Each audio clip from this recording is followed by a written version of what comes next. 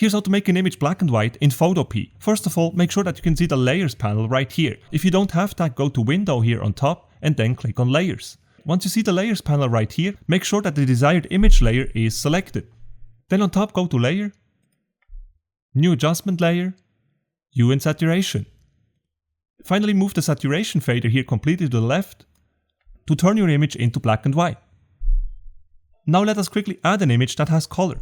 For this purpose we go to File here in the upper left corner of the screen, and then we go to Open and Place. I will select the new image and then click on Open.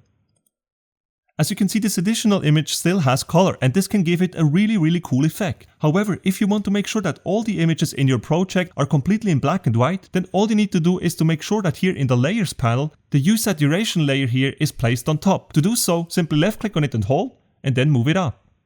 And once you've done that, you will see that now everything is completely in black and white.